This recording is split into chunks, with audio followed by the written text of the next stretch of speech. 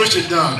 This is Professor Dunn. There's a big difference, as you will see in just a moment. I hear you. I like that. Richard told me, Dr. Dunn, we're going to have some preachers present. He didn't say he was going to fill up the yard, to fill up the church. He said, I'm going to have some preachers present, and we're going to get busy in attacking this problem. And you see, he was good to his word. He sure was. Thank you. Frederica Wilson called me 2 days ago. Frederica Wilson hasn't called me in 8 years. The woman was on the phone an hour, talking to me about what we're going to do to get around DeSantis. Y'all remember the civil rights movement and the role of the church? We're in the same position. We're in the same position today. We need the church to help us get around this man who's trying to kill our history. My father. DeSantis likes to talk about the woke mob. What about that mob in 1935 that lynched Reuben Stacy up in Fort Lauderdale? With the deputy sheriff passing his gun around to those who didn't have a gun so they could fire a bullet into the body, so no one could be held accountable for killing Reuben. What about that mob, Governor? What about the mob that burned down Rosewood in 1923? The mob that burned down Ocoee? I don't know how to teach history the way the governor wants us to do it. They want us to do it objectively. I can't teach about an enslaved woman having a child ripped from her breast and sold off into slavery objectively. I don't know how to teach about people being burned by the millions in ovens during the Hitler era objectively. I don't know how to teach about the dispossession of Native Americans objectively. But I'll tell you something, we can't mention the Cherokee Trail of Tears. Now you're getting the indoctrination, emotions. This is not the America I spent 7 years as a naval officer fighting for. DeSantis was a lawyer in the Navy, in someplace stuck back in an office in Washington, D.C. I was on fighting ships protecting my country. And now this man's going to come and tell me what I can't teach? Listen, I will not change one syllable, not one sentence of anything I teach.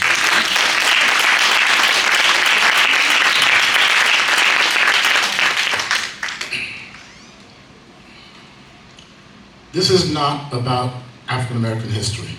That's the roots. This is about the White House.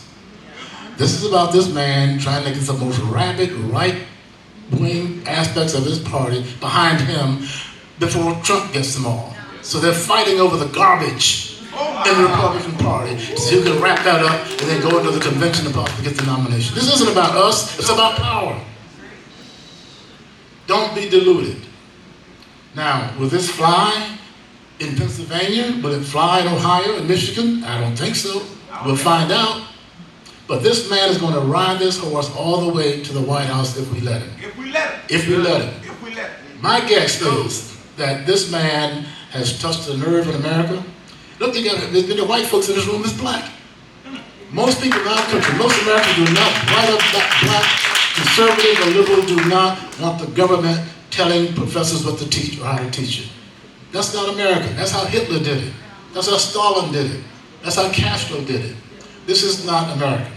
And we're not going to have that in this country. Here we got a man now as governor who is chasing professors out of Florida. If I were a young professor, graduating with my doctorate, decide where I want to go, where am I going to teach? If I had to make that decision today, Florida would be the last state on my list. I'll go to Ukraine first. Can you imagine? Look, I'm not bragging. There's one book on the history of blacks in Dade County. Just one. I wrote it. Black Miami in the 20th century. That's right. 1997. The only written history of blacks in Dade County. If a Dade County teacher took that book into a classroom Monday morning, he or she could be arrested. Third-degree felony. That's our history. The only book we got cannot go into a Dade County classroom. So we're going to take this history outside of the classroom. We're going to do more Teach the Truth tours. We got one coming up in March, where we're going to go to where they killed Willie James Howard. Y'all don't know about Willie James. Tell us about it. Tell us about it. Just this one story. Tell us.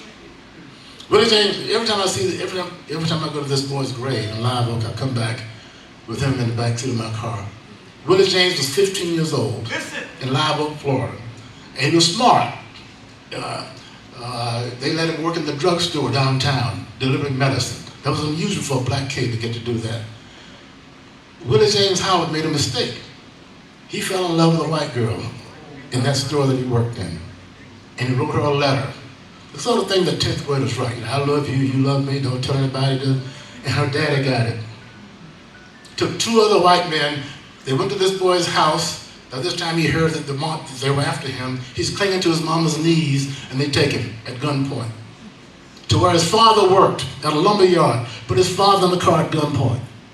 So they got the boy and his father in the car at gunpoint. They tied the boy's hands and feet on the way to the Swanee River. They get Willie James there. He gets out of the car. The man puts his gun to his head and says, "Jump or take what's in this barrel." So Willie James gives his father his little Bible he carried with him. And his father said, "I'm sure glad you went to church, son." And the boy jumped and drowned. And he was buried in 24 hours. No investigation, no grave, nothing. For 5 or 6 decades until a black minister up there took the responsibility to have a service for Willie James Howard. The next Teach the Truth tour is going to his grave in Live Oak. And we're going to stand there and pray.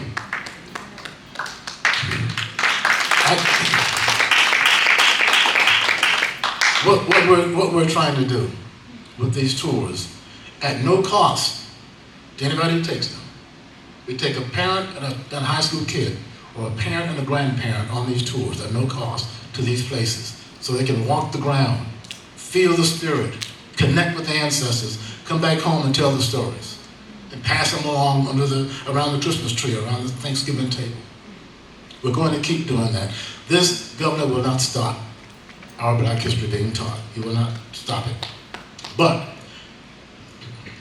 with these gentlemen and others who are not here, we can stand against this tide. We can resist this tide. So thank you all for coming out. I know you have other things to do on a Sunday, but we're going forward. This is not just a feel-good meeting. Congresswoman Wilson is serious about this. And we're also talking to some major funders for the Teach the Truth tour, so that we can keep doing that, hopefully through the churches. Hopefully through the churches. That's our plan. So thank you. I'll stop. It's good to be with you today. Thank you so much for coming. God bless you, man. God bless Before we go, we're going to have prayer. I believe in the power of prayer, and I'm not crazy. Let me talk about the 20-pound elephant in the room. I'm serving currently on the Children's Trust as of today. I don't think I'm gonna be serving too much longer, but this one, I ain't controlled by a position or a title. I know who I am. Come on, somebody. You can't dangle a little bean in front of me and make me jump. You know, thank God I got older and wiser and stronger and better. Now the irony of that is I am a gubernatorial appointee on the Children's Trust. Hold on, I've never met Governor Ron DeSantis, and I don't want to meet him. I'll meet him if he want to talk sense. Right. But I ain't talking to beg and apologize. No, absolutely not. Absolutely not. And listen, they can't ride our backs unless it is bent. Dr. King said that. Also, yes, I am a student service support person at a Cold Lake Elementary. I work for the Miami-Dade County Public School System, but I'm also the pastor of Faith Community Baptist Church, and I thank God we have the freedom of speech. And thank God for the pulpit that gives pastors an opportunity to give a prophetic word to our people, something we've done forever. So I wanted to put the 20-pound, I know it's usually called a 600-pound elephant, but it's not a 600-pound, it's a 20-pound elephant. And you know, if an elephant is 20 pounds, that's a malnutritioned elephant. So it's a 20-pound elephant in the room. And yes, he's trying to do this on the backs of black people so that he can use this as a catapult for his presidential bid. And he's trying to show the rest of the world, and the rest of the country rather, let me show you how I can keep black people in check. Tell Governor DeSantis the devil is a liar. The devil, we ain't got nobody in check. Now, send this to your people that you're trying to impress. Send this message. And you know what? It's going to get stronger and stronger and stronger and stronger. Is it going to get stronger? Yes. Are we going to spread the word? Yes. Are we going to sit back and be quiet? No. Are we going to sit back and play it safe? No. Are we going to speak up for our children? Yes. Are we going to get stronger and stronger? Will it just be about black people? No. It will be about white people, won't it? It'll be about Jews, won't it? Yes. And let me just say this. I did a little research and a little homework. And I don't want to get, because you have to be careful that you don't personalize stuff. But do you know that Governor DeSantis' great-grandmother came to America as an immigrant from Italy? And she barely got in the country. They were getting ready to send her back. And now he's want to be tough on immigration. What a hypocrite. What a hypocrite. Manny Diaz, of all people, who is, and we ain't begging them because we're going on with our own plan. Amen. We're going to do our own thing. Manny Diaz, Jr., who is the chair of the Commissioner of Education for the state of Florida, is from Cuba. If anybody should know about oppression and tyranny, it should be someone from Cuba, shouldn't it? Right. Manny Diaz Jr., you are the biggest hypocrite ever. Say hypocrite Diaz. Hypocrite Diaz. You're a hypocrite. You're a hypocrite. That's what he is. Listen, you got to call it like it is. We don't play words. Listen, I done got too old to play words. I got to call it like it is. So